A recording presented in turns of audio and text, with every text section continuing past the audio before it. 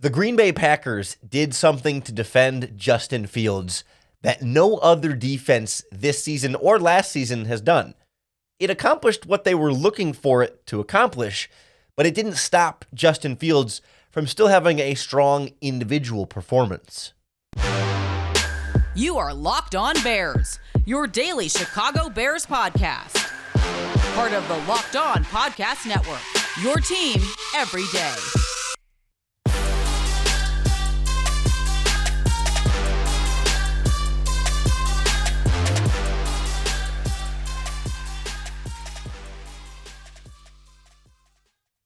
This is Locked On Bears, and I'm your host, Lorin Cox. I'm here to bring you your daily, in-depth Chicago Bears news and analysis. You can follow me on Twitter at CoxSports1. You can follow the podcast on Twitter at Locked On Bears. You can like Locked On Bears on Facebook. Join the Locked On Bears Facebook group for even more Bears talk. And make sure you hit that subscribe button on the Locked On Bears YouTube channel to keep up with all of our video podcasts as well. Thanks for making the Locked On Bears podcast your first listen today, and hopefully every single day. On the show today, we'll review what we learned from the All-22 film of the Green Bay Packers the Chicago Bears loss to the Green Bay Packers. Wishful thinking there, I guess. And we'll look at what the Packers defense did against Justin Fields, where it was successful and where it was not. We'll look at some of the things we saw this Bears defense do to have some success early on against Aaron Rodgers, and then things kind of fell apart late in that game, particularly in that fourth quarter. And we'll look at some of the other sort of tricks and tools you saw the Bears pull out here, and what we saw from the offensive line as well, seeming to take a step forward, albeit against a struggling Green Bay Packers defense. But the thing that jumped out to me watching through this film of the Bears' loss to the Packers is the approach that the Packers defense took to defending Justin Fields. He had what looked to be his best individual passing performance that we've seen him have as a quarterback, but it was otherwise largely unspectacular as a rushing quarterback. And I think that was the Packers' game plan there. And that aspect, in terms of limiting what he could do on scrambles, was effective. What they didn't account for was how effective he would be as a passer.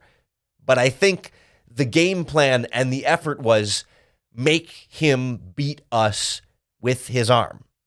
To their credit, he didn't beat them in terms of the scoreboard, but he did make, I thought, some of the best throws and some of the best decision-making, some of the most comfort we've seen him have as a quarterback. It's why Pro Football Focus graded him the highest graded quarterback of any team in Week 13. And that includes the highest passing grade of any quarterback in Week 13. It was almost entirely his arm that gave the Bears offensive success, in contrast to recent weeks where his legs have done so much of the work. Your immediate thought is, well, he had a 55-yard rushing touchdown. And yes, very true. He had success in the running game, but that was a read option play, a designed running play. In terms of passing plays that turned into quarterback runs, there were just two of them. He had 27 passing plays, 25 pass attempts, 2 quarterback scrambles. That's among the lowest rate of scramble attempts on passing plays we've seen from Justin Fields, certainly this season and over the course of his career. And the way Green Bay was largely able to keep him from taking those passing plays and turning those into the 20-yard scrambles on 3rd and 15 was that the Packers played zone coverage on every single passing play. There was not a play in this game where Green Bay was in a man-to-man coverage defense. There are zone concepts where parts of it function like man-to-man.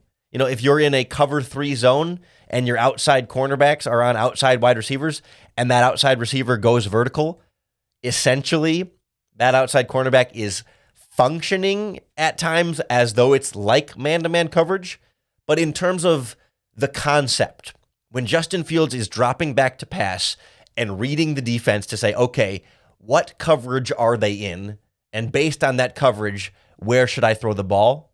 100% of the time, every single passing play was zone coverage from the Green Bay Packers. That's not to say it was predictable for Justin Fields, because you mix up zone coverages and you're not sure who's going to be where each and every snap. What's predictable is if you're in man coverage all the time, because you just then will know, okay, everyone's got their man coverage and wherever the safeties are is pretty much most of what I have to worry about otherwise, and you can just see it and throw it and make it that way. But the Packers wisely mixed up their zone coverage. You saw a decent amount of single deep coverages, but they went too deep sometimes as well, and Justin had to still read those and make smart and accurate decisions based on that. But in zone coverage, the Packers keep typically, the 7 guys dropping back into coverage. They blitzed him a couple of times in the game. I think it was 7 blitzes out of the 28 pass attempts or passing plays that he was on the field for. Those 7 guys all have eyes on the quarterback for the most part. And so if he's going to scramble, they're ready for it. They're ready to step up and try and stop him. And it's why he had 7 yards on 2 scrambles. They were mostly in case of emergency situations. But what Justin Fields was able to do was a little bit of what we talked about yesterday, is escape the pocket, extend those plays, make defenders hold their zones even longer, which most of the time they cannot do, and then there's more room for receivers to get open, but also scrambling out of the pocket towards the line of scrimmage, has those zone defenders seeing him scramble and maybe stepping up, anticipating the scramble is going to be coming, and him then pulling up short of the line of scrimmage and throwing and finding open receivers on those plays. He was 6 of 7 for 100 yards on plays that he was under pressure by Pro Football Focus's rating. And on plays where Green Bay blitzed him, he was 5 of 6 for 66 yards on those plays. He handled it really, really well. The Packers dared him to throw and said, you are not going to scramble on passing plays and beat us with your legs that way. You're going to have to throw the ball in order to sustain the type of offensive success you're looking for. And he was largely able to do that for 3.5 quarters. It wasn't enough to win the game. There certainly wasn't. You'd like to see more scoring.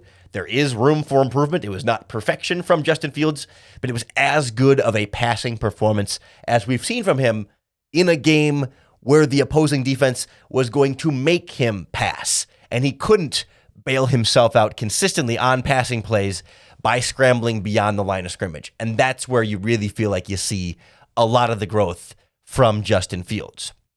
Also felt like flashes or moments of growth from this Bears defense through the first 3 quarters, at least, before things really broke down in that fourth quarter. We'll look at some of the things that went well and some of the things that didn't next on Locked On Bears. The Locked On Bears podcast is brought to you by our friends at LinkedIn Jobs. These days, every new potential hire can feel like a high-stakes wager for your small business.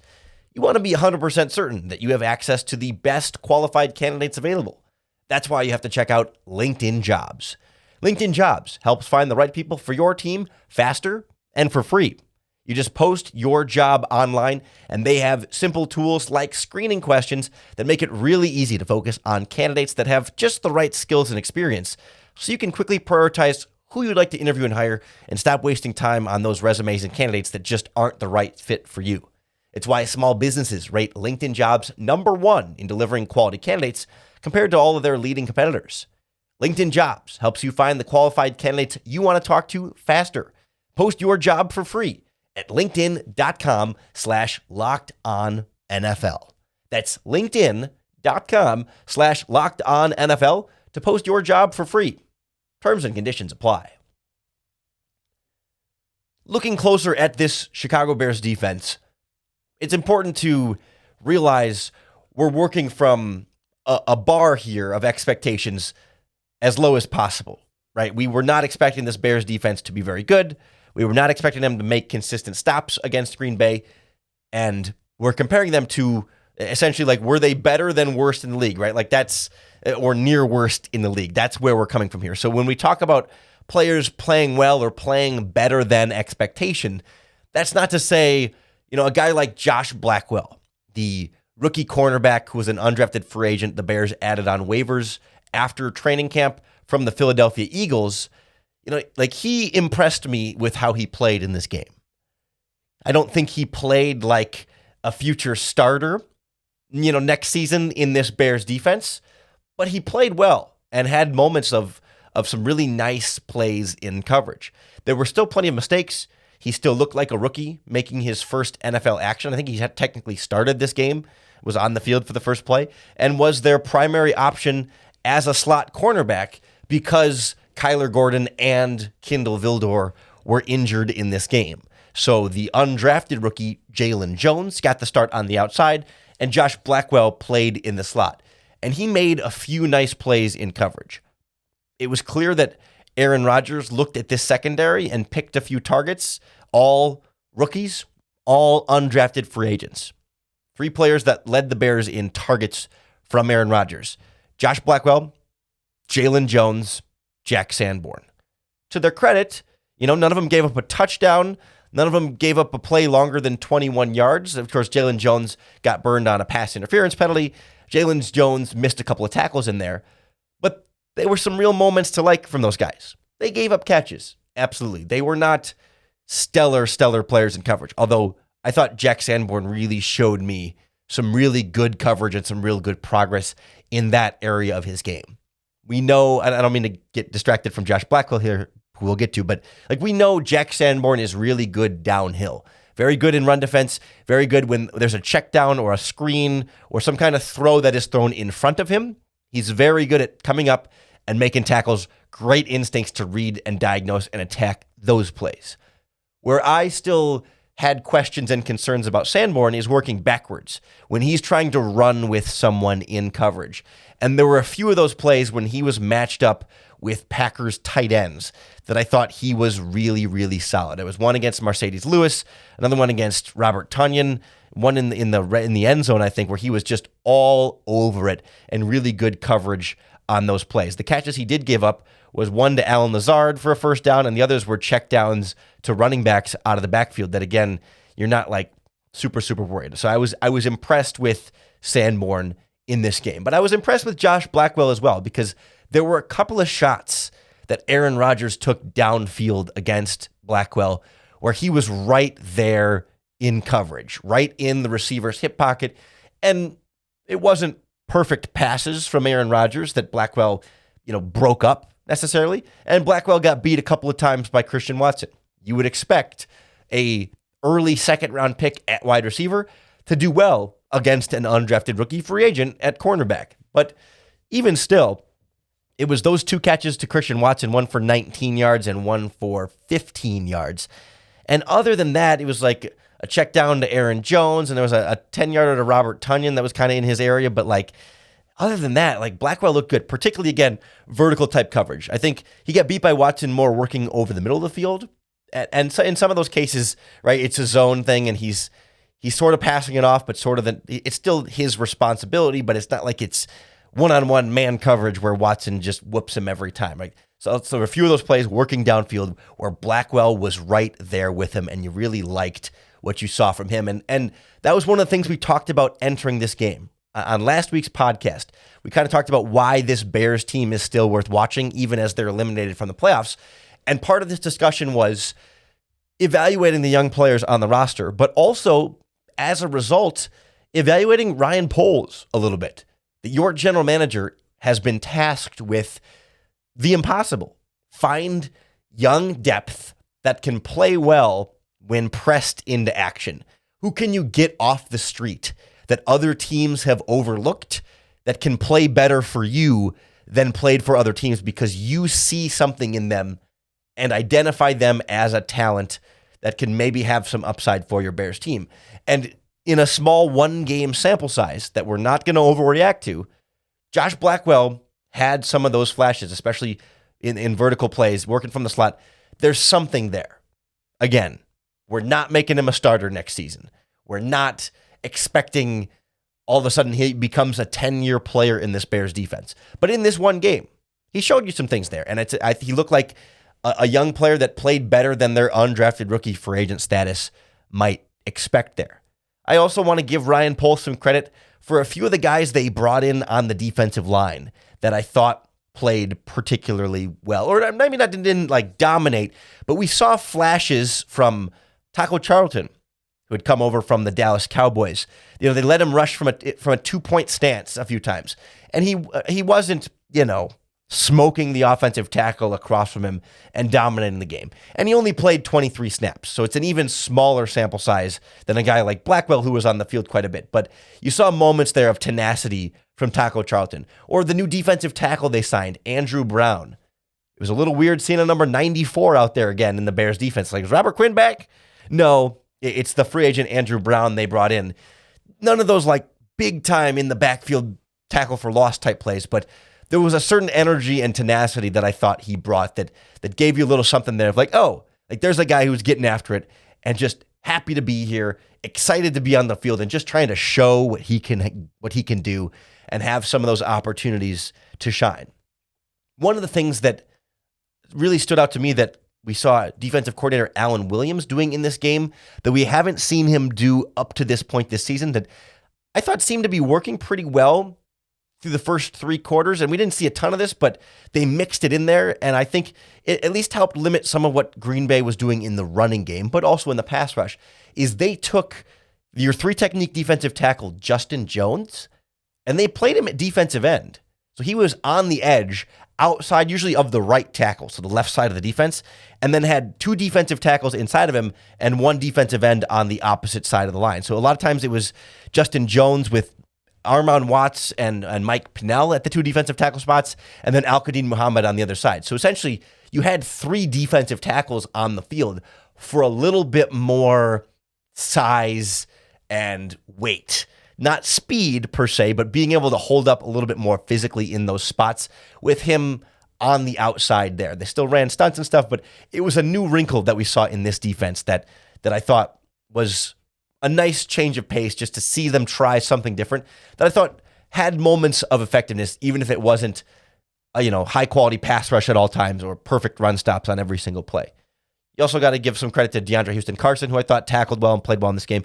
And Dominique Robinson flashed, in the first quarter, he got some penetration, but he wasn't finishing plays. I think I saw 1 or 2 plays where it felt like he got into the backfield, but couldn't wrap up. I think he was credited with 2 missed tackles in this game. I don't know if they were both in the backfield, but to me, this was a game where he was close a few times. It was like, oh, he's there, he gets through and then can't finish the play, can't make the play. But that at least seems to me like a young player who's in this developmental process. And the next step is finishing those plays, but at least he's a step forward in getting more of that penetration and being more visible in terms of the disruption he's getting with the offensive lineman in front of him. And let's see with more time and more development if he can start to turn some of those plays, some of those flashes into more bigger plays. There were some other wrinkles we saw on the Bears offense that Luke Getsy mixed in there, plus some real progress on this Bears offensive line. We'll look at the offense beyond what we saw from Justin Fields next on Locked On Bears. This episode is brought to you by our friends at Audible. Audible is releasing a slate of new football podcasts that I know you're going to love. That's why you'll be able to find a sneak peek of their new podcast, Block Forever, available on the Locked On NFL channel right now. Block Forever is a brand new podcast from former NFL All-Pro Ryan Khalil and Audible. Khalil takes the conversation about football to the next level. He's going to give you an insider's look at the game through the eyes of the greatest players and personalities of all time. He sits down with star players, coaches, former pros across the league to get real about what happens on the field and behind the scenes, taking you inside of the locker room, inside team meetings, back to the team hotel, and much more. You'll hear Christian McCaffrey talk about how he's got more of a love-hate relationship with fantasy football. And you can hear Juju Smith-Schuster give his most honest opinions about other players and positions in the NFL. New episodes of Block Forever are recorded and released every week ahead of Thursday Night Football. It's available for free on Audible or wherever you get your podcasts. Head over to Locked On NFL for a sneak peek of Block Forever or catch the full series available anywhere you get your podcasts, everywhere now. Audible, get in the game. The Chicago Bears offense mixed a few things up in this game around Justin Fields. Some things worked well, some things worked less so. And I wanted to go through some of the non-Justin Fields things that stood out from this all-22 film. First of all, a heck of a performance, at least in the passing game especially, but also in the running game, from the Chicago Bears offensive line. And it's important to have the context that this Green Bay pass rush is not very good overall, but Justin Fields, of course, not sacked in this game, hit a couple of times, but generally speaking, the pass protection was really solid, and the Packers just don't have a very good pass rush at this point. When guys like Kingsley Enagbare, I'm still not even sure how to fully pronounce that name, is one of your primary pass rushers with Jonathan Garvin and Justin Hollins as your other edge rushers opposite Preston Smith, and Preston Smith hasn't been particularly good this season. 0 pressures, 0 hits, 0 hurries, 0 sacks in this game also. You know, the Packers got some pass rush from Kenny Clark up the middle, and, you know, we saw Sam Mustipher have some trouble in this game, and we saw, you know, both Jenkins and Whitehair have a few bad plays in the running game, but overall pass protection really solid.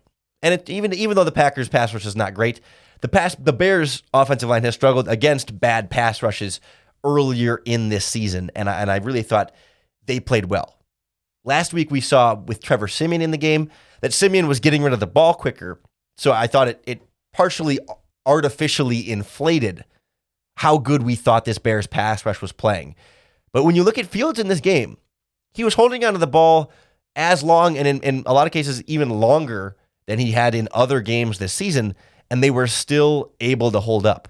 That when Fields was on plays that PFF categorizes as Fields kept clean, as though he's not under pressure at all, his average time to throw was 2.94 seconds from the time the ball is snapped to when he lets go of the ball. So those are, on average then, on those plays, they're giving him essentially 3 full seconds of a clean pocket, which is above the NFL average in terms of time he would have to throw on those plays. On plays when he was not blitzed, 3.41 seconds on that time to throw. So he was able to sit back there a little bit. We're not talking 5 seconds. It wasn't like he was slow. I think Fields had a lot of plays where he was decisive with the football. But the offensive line was a big part of why he goes 20 of 25. And prior to the interception, I think 16 of 19 passing was in some part because the offensive line played so well. We saw Luke Getsy really make a clear emphasis to try and get Chase Claypool the ball a little bit more. I mean, he was targeted 6 times, but 5 catches, but only for 28 yards. And it seemed like over and over again, they went to the RPO, call it an alert or a smoke or a quick or sort of a look at me type play where Fields snaps, turns, and throws to Claypool, who is standing at the line of scrimmage. He's not running a route. He's just turning, facing the quarterback like a quick wide receiver screen with no blocking. We saw one of Justin Fields' incompletion was on one of those plays where he kind of threw a little behind Claypool. I think he was expecting Claypool to sort of take a step back like a screen, and Claypool didn't, so he reached back with a hand and wasn't able to corral it. But I think from there, they kind of got on the same page, like, okay, on those plays, you're not going to step back? Okay, I'll throw it right on the money there then in front of, or, right more directly in front of you than behind you. And it's like on those plays, we saw pretty well the Packers were able to read it, step up and make those tackles, right? I didn't think it was a particularly effective wrinkle. Like, you were looking for just get the ball in Claypool's hand and let him try and make a play after the catch. But he was thrown a couple of passes behind the line of scrimmage, and I think and a couple that are right at the line of scrimmage. And in those plays, I think they were 3 of 4, but it went for a total of -2 yards. There was a 3-yard completion, a 4-yard loss, and a 1-yard loss, and then an incomplete pass. It wasn't working.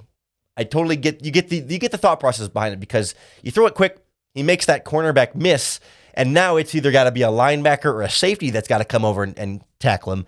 And by the time you actually tackle him, or at least get to him, he's going to get 6, 7, 8 yards on those plays. So get the ball to a playmaker and let him make a play. I understand the thought process there, but it just didn't work in that regard. Or another thing, we saw Velus Jones line up at the running back position, and they gave like an actual like halfback toss, like a toss sweep to the, I think it was to the left on the play they ran it, like trying to get something involved, because Velus Jones still only played 12 snaps in this game. He hasn't played more than 15 snaps in a game this season. It's not a prominent role for him, but it's a new thing. They put him in the shotgun in the backfield for a couple of plays last week. Looks like last week he had 2 plays at running back, both in the shotgun. This week it was 1 play in the single back, and then the second, he also had another one in the shotgun. So they're trying to get some different roles involved for him. We're also seeing them use him in the slot a little bit more comparatively. But the other thing that stood out to me from Velus Jones was not how they used him on offense, but how they used him on special teams. Velus Jones has been a healthy scratch a couple of times this season where they just said, yeah, we've got other receivers that can give us more on special teams. We know Velus Jones can be an explosive kickoff returner and had a couple of decent returns in this game. But they've also started using him now on kick coverage. He's one of the guys running down to try and tackle players. He played 5 of those in this game, and that's been a relatively new, it's only been the last couple of weeks that he's been on those, and I've noticed him the most in this game in those situations. They also have used him this week on the punt return team, not as the punt returner, but as one of the blockers, as a vice and up front on another one of the punts. Like, he's getting involved in some of those snaps. Last week, they used him as a gunner on some punts. They didn't do that at all in this game, so I was a little surprised to not see more of him there. But they're getting him involved in some of these other ways so that he can still make a special teams impact on this team, even when he's not getting otherwise like a larger offensive role. So it's just some little things there that you're seeing some wrinkles added at this stage of the process that you're hoping can, whether it's a bigger role in the backfield for Jones, using some running back stuff and some slot stuff and some different motion there, whether it's getting him more involved on special teams so he can make a bigger impact on this team. And of course, finding different ways to get Chase Claypool the ball, right? Like, they're trying some different wrinkles in here. I was still surprised that the wide receiver who played the most snaps in this game was Dante Pettis. I wonder if Claypool doesn't leave temporarily with that knee injury after the fumble, if maybe he barely passes Pettis. Pettis played 34 snaps. Claypool played 33. But even for Pettis to be that close to Claypool, right? Byron Pringle still only played 20 snaps in this game. It was fewer snaps this week than he had played last week. And that was a bit surprised that in terms of wide receiver snaps, it was Pettis, Claypool, St. Brown, Pringle in that order. And I would have liked to see Pringle play more than St. Brown and maybe even more than Pettis in terms of who are your best wide receivers and who do you want on the field. It's Claypool, Pringle, then probably St. Brown, and maybe Pettis or Harry and Velus Jones there. N'Keal Harry played 5 snaps, but he smoked Jair Alexander on one of those plays, and that was absolutely fun to see as well. So just some little things. We're seeing the Bears mix it in on both sides of the ball late in the season, also mixing in Alex Leatherwood at right tackle, who looked fine, but played, I think it was 7 passing snaps for Leatherwood and 3 running snaps. So I'm not going to make any sort of conclusions about, he played well, sure, but 10 plays is not an evaluation of him as a long-term piece in this Bears offense. We'll keep a close eye out to see if they continue some of these different wrinkles and give other players different looking opportunities. We'll break it all down for you each and every week, each and every day, right here on the Locked On Bears podcast. So make sure you hit that subscribe button so you're keeping up with all of our daily, in-depth Chicago Bears news and analysis. Thanks for making the Locked On Bears podcast your first listen today. If you're looking now for your second listen, check out the Locked On Sports Today podcast. It's the biggest stories of the day across all of sports, plus instant reaction, big game recaps, and all of the hottest takes. Available on the Odyssey app, YouTube, and wherever you get your podcasts. So make Locked On Sports Today your second listen. Come on back tomorrow for Locked On Bears again to be your first listen. And of course, you have to come back for your next opportunity to bear down.